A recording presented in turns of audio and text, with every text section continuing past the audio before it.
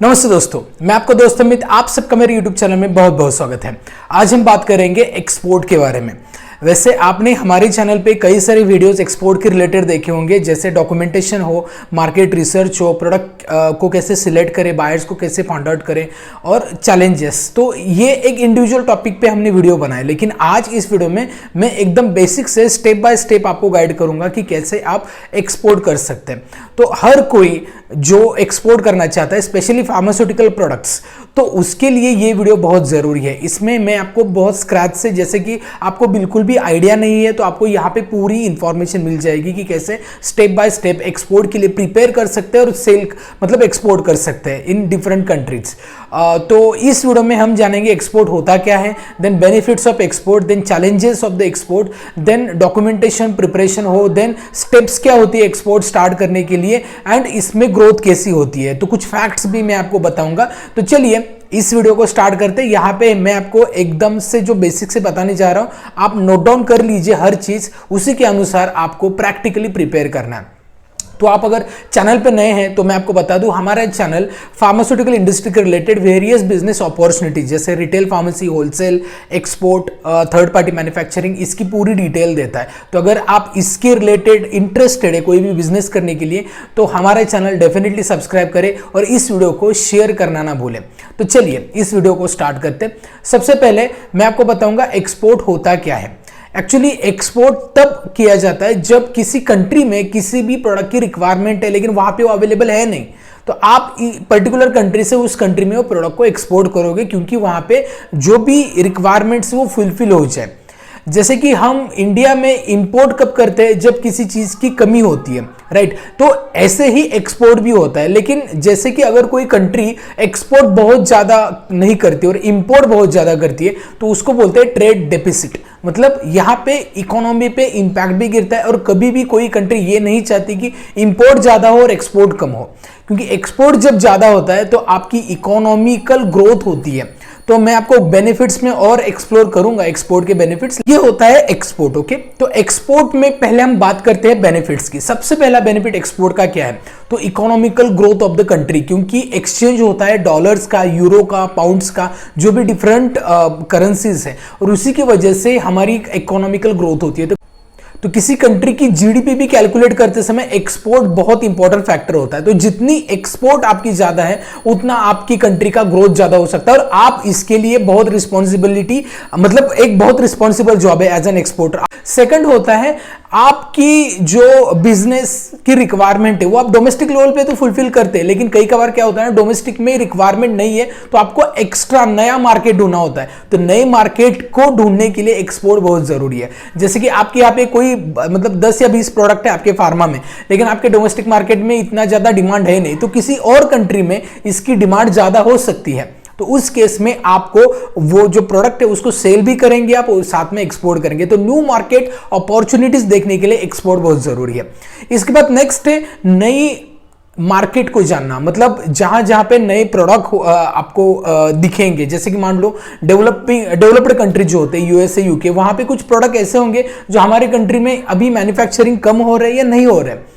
और कई बार ऐसा भी मार्केट हो सकता है जहां पे जैसे कि मान लो डाइक्लोफेनाक, पैरासिटामोल, देन एसिक्लोफेनाक, ऐसे कुछ प्रोडक्ट है जो काफी कॉमन है इंडिया में, लेकिन कुछ कंट्री में उसकी बहुत ज्यादा डिमांड है। तो वो जो नॉलेज होती है मार्केट की, वो आपको मिलेगी एक्सपोर्ट के द्वारा।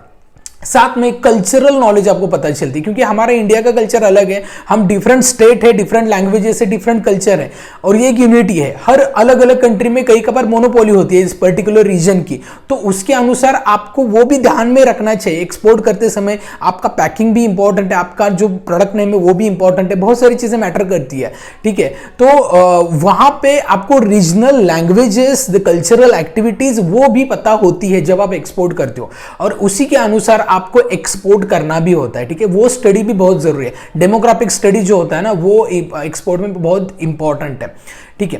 तो इसके बाद आपका नेटवर्किंग वेरी इंपॉर्टेंट, इतना नेटवर्क आपका ग्लोबली स्ट्रांग होता है जिसकी वजह से एज एन एक्सपोर्टर एक इमेज और एक डोमेस्टिक कंपनी की इमेज बहुत फर्क होता है। बहुत सारी कंपनीज आपने भी देखी होगी, तो मैं तो कंटिन्यूसली यहाँ पे मार्केट रिसर्च करता रहता हूँ, बहुत सारी कंपनीज कनेक्टेड होती है। तो बहुत कंपनीज फार्मा में डोमेस्टिक लेवल पे भी बिजनेस करते हैं और एक्सपोर्ट भी करते हैं। तो बहुत इंपॉर्टेंट है ये चीज़ है, ठीक है। जब आप ग्लोबली एक्सपांशन करते हो तो बिजनेस ग्रो होने में काफ़ी कम समय में अच्छा ग्रोथ कर सकते हैं आप।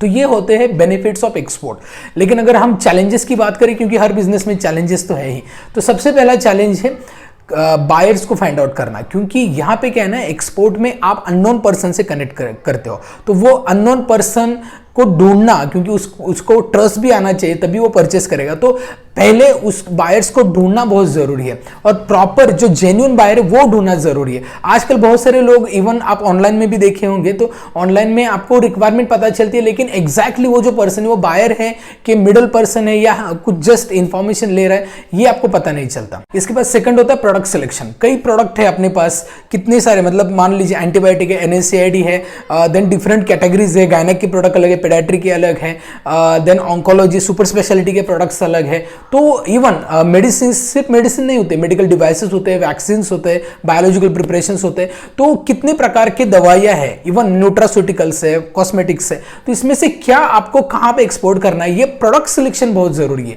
क्योंकि हर प्रोडक्ट तो आपको यहां पे मिल जाएगा, लेकिन उसका एक्सपोर्ट करने के लिए रिक्वायर्ड कंट्री कौन सी है ये देखना, उसके अनुसार प्रोडक्ट को सिलेक्ट करना ये जरूरी होता है। उसके बाद होता है पेमेंट का जो चैलेंज होता है, सबसे बड़ा चैलेंज है, क्योंकि एडवांस पेमेंट ये बहुत कम लोग करते हैं। तो यहां पे एक तो 50-50% होता है या फिर लेटर ऑफ क्रेडिट होता है। अब देखिए, लेटर ऑफ क्रेडिट ऐसा नहीं है कि आप, मतलब यहां पे क्या होता है ना कि बैंक गारंटी लेती है आपके पेमेंट की, लेकिन फिर भी हर लेटर ऑफ क्रेडिट आपके फेवर में होता है ऐसा नहीं है। कई सारे लेटर ऑफ क्रेडिट है, हम आगे देखेंगे वीडियो में। तो कुछ लेटर ऑफ क्रेडिट होता है वो आपके फेवर में नहीं, कुछ इंपोर्टर के फेवर में, कुछ आपके फेवर्स में।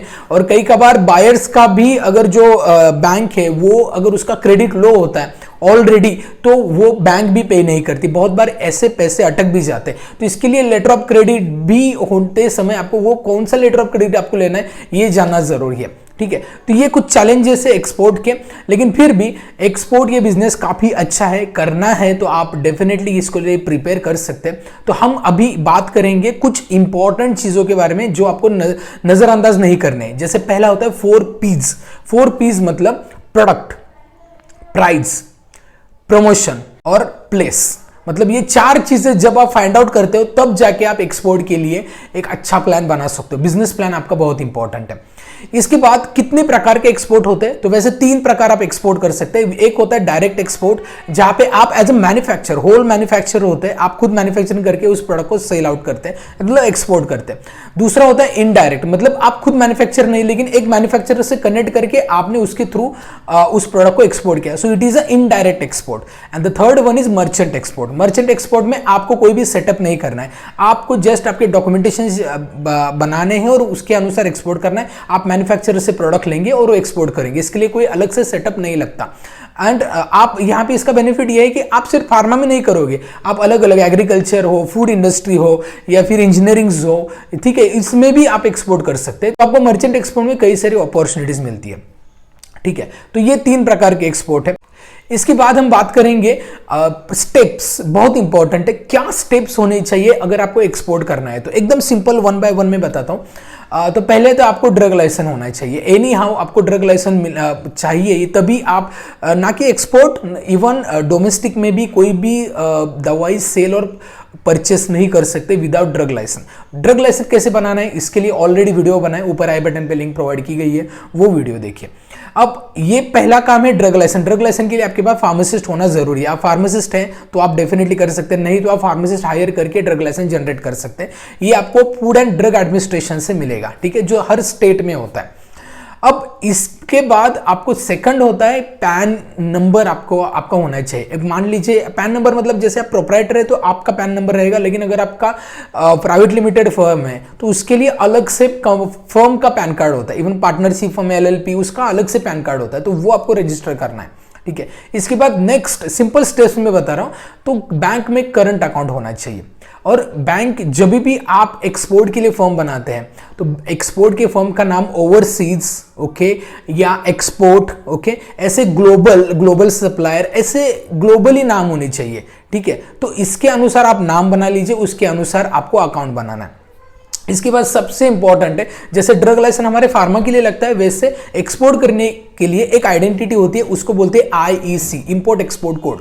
ये कौन बनाता है? ये बेसिकली डीजीएफटी के थ्रू आपको मिलता है, डायरेक्टर जनरल फॉरेन ट्रेड। इसके लिए आपको जो डॉक्यूमेंटेशन है, आपके पर्सनल डिटेल्स, आपके कंपनी के डिटेल्स सबमिट करने, आपको dgft.gov.in पे भी डिटेल्स मिल जाएंगे। इसके बाद नेक्स्ट है, आपको पहले तो अभी आप कनेक्ट करेंगे बायर से, बायर्स फाइंड आउट करने, तो बायर्स फाइंड आउट करने के पहले आपको एक काम करना होता है, आरसीएमसी, रजिस्ट्रेशन कम मेंबरशिप सर्टिफिकेट। आरसीएमसी मतलब एक एडवाइजरी बोर्ड होती है गवर्नमेंट की, जो हर एक कैटेगरी के लिए अलग है। जैसे फार्मा के लिए अलग है, एग्रीकल्चर के लिए अलग है, कोल प्रोडक्ट्स के लिए अलग है, इवन ज्वेलरीज होती है उसके लिए अलग है, हैंडीक्राफ्ट के प्रोडक्ट्स के लिए अलग है। तो हमारे फार्मा का जो आरसीएमसी है, एडवाइजरी बोर्ड है, वो है फार्म एक्सेल, ओके। तो फार्म एक्सेल पे आपको रजिस्ट्रेशन करना बहुत जरूरी है। ये 5 साल के लिए रजिस्ट्रेशन होता है, उसका अमाउंट आप देख सकते हैं फार्म एक्सेल की वेबसाइट पे जाके, पूरा डिटेल भी जान सकते हैं।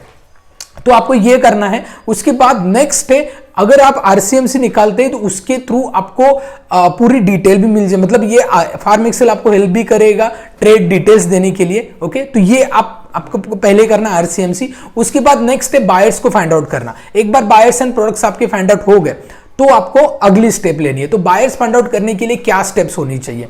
तो पहले तो आप डायरेक्टली कंट्री को विजिट कर सकते हैं, जो भी कंट्री रिक्वायर्ड है। अब कौन सी कंट्री बेस्ट है? वैसे Central Asia, okay, then East Africa, West Africa, then Latin America, okay, Russia, ये एंट्री लेवल के जो लोग हैं उनको एक्सपोर्ट करने के लिए ये कंट्रीज अच्छी है। और इसकी रिक्वायरमेंट भी आपको देखनी होती है। कुछ कंट्रीज में आपको प्रोडक्ट का रजिस्ट्रेशन करना होता है, कुछ कंट्रीज में नहीं, लेकिन मोस्ट कंट्रीज में अभी प्रोडक्ट रजिस्ट्रेशन कंपलसरी है। एक बार आपने आपके प्रोडक्ट रजिस्ट्रेशन कर लिए उस कंट्री में, तो उसके बाद फिर आप उस कंट्री में उस प्रोडक्ट को मतलब कंटिन्यूअसली एक्सपोर्ट कर सकते हैं। तो ये आपको एक तो विजिट करके आप प्रोडक्ट मतलब बायर्स ढूंढ सकते हैं। दूसरी चीज होती है आप डिजिटल मार्केटिंग कर सकते हैं। पर्टिकुलर आपके जो भी कंपनी है उसका वेबसाइट बनाइए, और कभी भी वेबसाइट है वो वेबसाइट पे एक ऐसा फंक्शन रखिए जिसकी वजह से इंफॉर्मेशन ट्रांसलेट हो जाए, क्योंकि हर कंट्री की लैंग्वेज अलग है, ठीक है। यूरोप की अलग है, देन रशिया की अलग है, मतलब हर कंट्री, यूएसए, यूके, हर कंट्री के अनुसार आपकी लैंग्वेजेस चेंज होनी चाहिए। उसका एक फंक्शन होना चाहिए जिसकी वजह से जो बायर्स है वो प्रॉपरली इंफॉर्मेशन ले पाए, ठीक है। और आपकी पूरी डिटेल्स वहां पे होनी चाहिए, प्रोडक्ट की डिटेल्स एंड उसके जो भी आप एक्सपोर्ट कर रहे हैं, कौन कौन सी कंट्री में आप कर सकते हैं, आपके डिटेल्स, ओके। सो ये सारी इंफॉर्मेशन आपके वेबसाइट पे होगी, तब जाके एक्सपोर्टर कनेक्ट हो पाएगा। लेकिन वो उसके बाद आप एडवर्टाइजिंग स्टार्ट कर सकते हैं digital marketing through. Otherwise next होता है, बहुत इफेक्टिव है ये, एम्बेसीज को कनेक्ट करना। हर कंट्री में इंडियन एम्बेसीज है, वहां पे आप प्रॉपर ईमेल करके उनसे रिक्वेस्ट कर सकते हैं, जो भी प्रोडक्ट्स आपको चाहिए उसका एचएस कोड मिलता है आपको, ठीक है। वो कोड आप वेबसाइट से भी मतलब इंफॉर्मेशन ले सकते हैं, और वो आपको बताना है एम्बेसीज को, उसके थ्रू आपको रिक्वायरमेंट पूछनी है। तो उस कंट्री के जो भी सप्लायर मतलब जो बायर्स है एक्चुअली, आप जिसको सप्लाई करेंगे उसकी डिटेल्स आपको मिल जाएंगी, तो उसके अनुसार आप उनको कनेक्ट कर सकते हैं। अदरवाइज कुछ प्रोमोशनल काउंसिल्स हैं जो मैं आपको बताऊंगा, इसके थ्रू भी आपको इंफॉर्मेशन होता है। Export promotion council, then federation of Indian export organisation, then ministry of commerce trade data, then Director General of Commercial Intelligence and Statistics Trade, then Indian Institute of Foreign Trade, then Indian Embassy and High Commissioner Abroad, Chamber of Commerce and Industries। इसके through आपको buyers की information मिलेगी, उसके अनुसार आपको connect करना है। और फिर आपको वहां पे सबसे पहला जब आप बायर्स को कनेक्ट करते हो, बायर्स पूछता है कि मुझे ये पर्टिकुलर प्रोडक्ट की नीड है, और आपने उसको प्रोडक्ट्स के बारे में बता दिया, तो उसमें एक टेंटेटिवली आपको कोटेशन देना होता है। इसको बोलते हैं पीआई, प्रो फॉर्मा इनवॉइस। मतलब आप टेंटेटिवली बिल जनरेट करते हैं, इनवॉइस जनरेट करते हैं, जिसका रेट मतलब यहाँ पे क्या क्या डिटेल्स होती है वो बताता हूं मैं, लेकिन यहाँ पे पूरे आपके प्रोडक्ट के रेट जो आप ऑफर कर रहे हैं इंपोर्टर को, वो वहां पे मेंशन करना होता है। इसमें होता है seller details and address, then buyer number and details and address, then items quoted, then price, weight and dimension, then company name and detail. उसके बाद जब अगर पीआई कंप्लीशन होता है, मतलब अगर वो कंफर्मेशन होता है, देन कमर्शियल इनवॉइस आपको बनाना होता है, और कमर्शियल इनवॉइस बहुत जरूरी है। ठीक है, तो कमर्शियल इनवॉइस में क्या होता है? कमर्शियल इनवॉइस में होता है description of the good, then payment terms, then legal and regulation requirement, then shipping information. इसके बाद बीएल बनता है, बिल ऑफ लैंडिंग। इसका मतलब होता है the bill of landing is issued by transportation company to the shipper. Okay, मतलब एक कंफर्मेशन के बाद बीएल बनता है, और ये बहुत जरूरी डॉक्यूमेंट है। इसके बेसिस पे ही आपका एक्सपोर्ट होता है। ये डॉक्यूमेंट हर जगह पे वैलिड भी होता है। इसके बाद होता है certification of origin. Certification of origin में ये गवर्नमेंट आपको ये बताती है कि ये प्रोडक्ट इंडिया में मैन्युफैक्चर हुए हैं, इसका एक प्रूफ होता है। और ये प्रूफ हर कंट्री नहीं मांगती, लेकिन जब मांगती है तब आपको प्रोड्यूस करना होता है। और कई बार क्या होता है ना कि अगर किसी बायर को आप एक्सपोर्ट के लिए इनिशिएटिव लेते हैं, वो कंफर्म भी करता है, तो एक थर्ड पार्टी इंस्पेक्शन भी वो आपसे कर लेता है कि ये सच में कंपनी है, इसके प्रोडक्ट्स है, ये पूरा इंस्पेक्शन भी होता है, थर्ड पार्टी होता है बेसिकली। आप भी इंपोर्टर के लिए वो कर सकते हैं। ठीक है, तो ये आपको सर्टिफिकेशन ऑफ ओरिजिन प्रोड्यूस करना होता है एज एंड व्हेन नीडेड। इसके बाद बिल ऑफ एक्सचेंज होता है, मतलब ये होता है कंफर्म, पेमेंट कंफर्म आ गया है, पेमेंट कंफर्मेशन के लिए ये प्रूफ होता है बिल ऑफ एक्सचेंज का। ठीक है, इस प्रकार आपका एक्सपोर्ट कंप्लीट होता है। लेकिन इसमें आपको यह भी जानना है कि जैसे मैंने बताया कि पेमेंट टर्म जो होती है ना, पेमेंट टर्म्स होती है, एक तो आप एडवांस पे कर ले सकते हैं, लेकिन एडवांस पे की चांसेस काफी कम होते हैं। एडवांस पे तभी हो सकता है जब बहुत ही ज्यादा रिक्वायरमेंट है और उस कंट्री में पर्टिकुलर वो प्रोडक्ट है नहीं और आपके पास उसकी रिक्वायर्ड क्वांटिटी है। जैसे कि कोविड में वैक्सीन थे, तो वैक्सीन के लिए एडवांस पेमेंट करने के लिए कोई भी रेडी था, क्योंकि रिक्वायरमेंट है, डिमांड है, ह्यूज डिमांड है। In that case only this is possible, otherwise बहुत चैलेंजेस आती है एडवांस पेमेंट के लिए। तो आपको अगर कोई कंट्री में आप एक्सपोर्ट कर रहे हो और यहां पे आपको गारंटी भी लेनी है, तो लेटर ऑफ क्रेडिट एलसी एक टाइप होता है। तो एलसी में जैसे मैंने शुरुआत में बताया, वो कौन कौन से एक प्रकार के एलसी होते हैं ये आपको देखना है। कुछ एलसीज होते हैं जहां पे बैंक गारंटी लेती है। बेसिकली एलसी क्या होता है ना, आपके कंट्री का एक बैंक और उसकी कंट्री का एक बैंक। ओके, तो इसके दोनों में एग्रीमेंट हो जाता है कि यहां से गुड्स वहां पे सप्लाई हो गए, मतलब आपकी बैंक से पैसे वहां पे ट्रांसफर होंगे, और जब वो गुड्स सप्लाई होंगे तब वो बायर्स के अकाउंट में क्रेडिट हो जाएंगे। तो बेसिकली ये गारंटी लेती है बैंक। अगर इश्यूज हो गए, कुछ भी इश्यूज होते, तो इसके लिए एडिशनली आपको कमर्शियली इंश्योरेंस भी आप निकाल सकते हैं। बेसिकली हमारे मेडिसिन में ये फ्राइट से ही जाते हैं, बेसिकली थ्रू एयर ही मेडिसिन जाते हैं, क्योंकि इसकी क्वांटिटी ज़्यादा, मतलब वेट ज़्यादा होता नहीं है। ठीक है, लेकिन इसका आप अगर इंश्योरेंस निकालते हैं तो अच्छी बात है, लेकिन इसमें आपको पहले आपको कनेक्ट करना है इंपोर्टर से कि भाई इसका जो इंश्योरेंस है उसका चार्ज कौन बियर करेगा। ठीक है, और यहां से जो मेडिसिन जाएंगे तो वहां पे जो इंपोर्ट ड्यूटी होगी तो वो पे करेगा या आप पे करेंगे, ये पूरी डिटेल्स आपको मेंशन करनी होती है उस एग्रीमेंट में। ठीक है, तभी जाके आप उसको आगे प्रोसेस करेंगे, क्योंकि हर कंट्री का रेगुलेशन अलग है। तो उस कंट्री में पहुंचने के बाद वो डिस्पैच करने का काम बेसिकली बायर्स का ही होता है। अब एलसी के अलग अलग टाइप्स हम देखते हैं। एलसी में आता है commercial letter of credit, then standby letter of credit. इसमें बैंक गारंटी लेती है आपके पेमेंट की। Then revocable letter of credit, मतलब बैंक कभी भी मतलब इसमें गारंटी लेती नहीं, एग्जिट भी कर सकती है।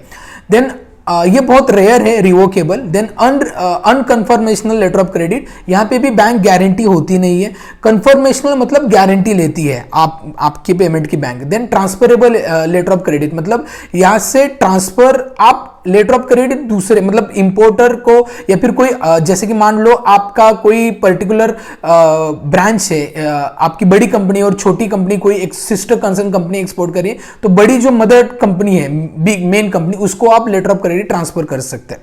ठीक है, and last one red clause letter of credit, यहां पे पूरा एडवांस पेमेंट आपको बैंक कर सकती है। ये डिपेंड है कंडीशन टू कंडीशन। और बहुत बार क्या होता है ना कि बैंक जो होती है, तो बैंक का क्रेडिट अगर लो होता है तो उसकी थर्ड पार्टी बैंक होती है, वो गारंटी ले सकती है।